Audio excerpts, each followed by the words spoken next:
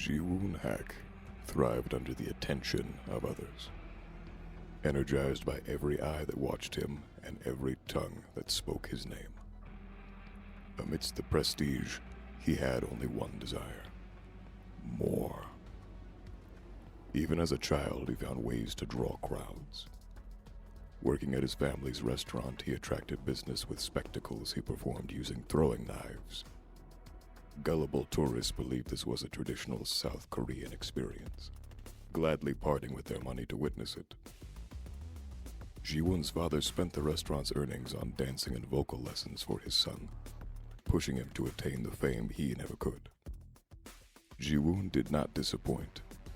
After years showcasing his abilities to nobodies at talent shows, he hit the track to stardom. Yoonjin Lee, a producer at Mighty One Entertainment, recruited Ji-woon into her training program. He transferred to a dormitory in Seoul, where for 14 hours a day, he was crafted into a star, taught how to move and sing, how to carry himself with the right balance of confidence and modesty. Draining as the process was, it worked. Yoonjin selected Ji-woon to join the band No Spin, bringing a raw energy to their tracks. Fame was almost immediate. Ji-woon lived in a daze of interviews and adoration. And though the frenzied schedule exhausted his bandmates, he was invigorated. Each day was an affirmation that he was greater than the mediocrity society spewed out. But over time, the champagne grew stale. When he looked at his fans, he saw their joy and envy split 5 ways, thinned out between each band member. The validation that had surged through him left a desperate yearning for more. Ji-woon kept up impressions, mimicking a charm long buried under loathing. He recorded the latest No Spin album with his bandmates, never missing a beat. After a lengthy lunch break, he returned to the studio to discover fate had granted him a gift. The scent of burning wires was unmistakable. He rushed to the control room, finding the door blocked by fallen speakers. On the other side, his bandmates pounded on the door, their cries accompanied by the crackling of flames. Ji-woon called to them, dashing to the speakers, grabbing one and stopping. He froze. Each breath was a conscious, deliberate process requiring all his attention. The nearby cries hardly audible until, slowly, he backed away. And then he heard it. They were screaming his name as they burnt, screaming for him to save them. Ji-woon, Ji-woon, Ji-woon Hack. It was the most beautiful thing he'd ever heard. When the fire crew arrived, his tears were genuine. Ji-woon was celebrated as a tragic figure, a hero who did all he could in a futile attempt to save his friends. Yoonjin paraded him through interviews until it was time to rebrand. He was reborn as the Trickster, a solo artist who produced his own songs, sporting a soft heart beneath a wild exterior. But away from concert setups and television stages, something darker grew. He targeted those who lived alone, coming to them in the night. The first was a college music student with a captivating voice. Ji-woon woke him with a baseball bat to the skull, binding his arms and legs, gagging him with a rag duct-taped into his mouth. He tortured him for hours, dissecting him alive. Yet there was something missing. A sound. A connection.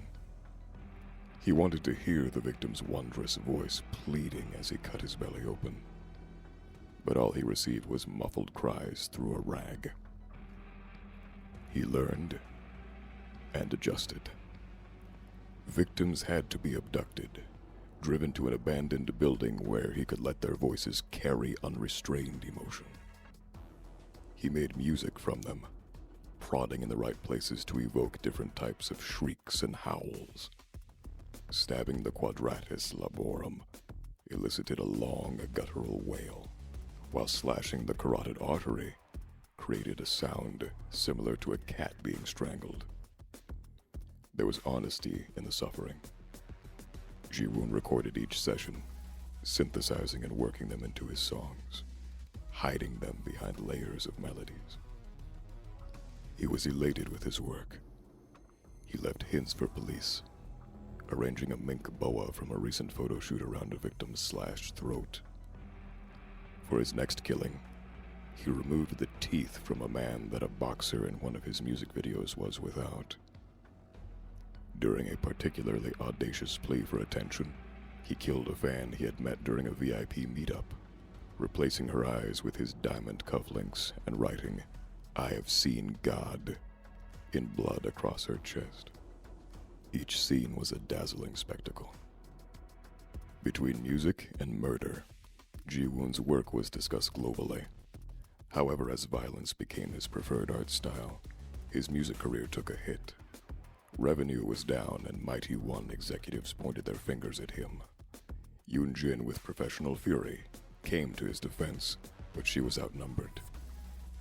It was decided that Ji-woon could no longer self-produce his songs.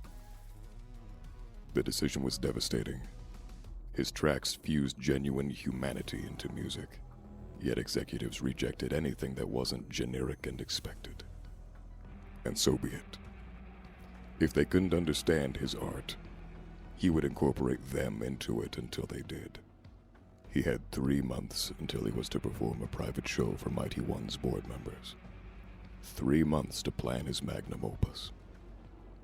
He transferred obscene amounts of money to a veterinarian in exchange for canisters of nitrous oxide, then bribed the stage technician of Mighty One's private theater for access to the room. His celebrity granted him a benefit of the doubt no regular person could conceive. When the show was ready, gas seeped into the room as executives and stagehands awaited Ji-woon, conveniently running behind schedule. When he arrived, half-conscious bodies were splayed in their seats and crawling across the floor. He worked quickly, binding everyone, pausing only when he came to Yoon-jin, the woman who had plucked him from a mud hole and set him on the path he deserved. She would be rewarded, granted special access to the coming display of wonder. Even under sedation, she fought, a raging storm within her, far stronger than the others. He propped her up as the lone audience member, prying her eyes open. The others, sniveling and sobbing, were brought on stage to perform their final act. With a contemptible sneer, he slapped makeup onto their faces and shone stage lights upon them. They became his instruments. To the sound of self-produced melodies, he tortured them, gracefully dashing from one body to another, conducting an operatic crescendo from their wailings. They shouted, whimpered, screamed, cried for their loved ones, cried for their mothers. It was a magnificent outpouring of emotion, of what it meant to be human. And they did it with eyes fixed on Ji-woon. Viscera drained from the stage until, with the toss of his throwing knife, the final human instrument fell silent, and the music stopped. Covered in sweat and blood, an exhausted Ji-woon looked to Yoon-jin and bowed. Curtain call. He had attained perfection. With blade in hand, he made his way to Yoon-jin, prepared to tie up loose ends before the credits rolled. But as he reached her, the fog, from where he didn't know, but it billowed around them, damp, cool, comfortable. He saw the grand stage, hospitals and temples, forests and slaughterhouses, an eternal plain adorned with rusted hooks, sustained by the million eyes that would watch him, run from him, experience him. All he had to do was accept, become an implement of the fog, and most importantly, make them scream. Encore.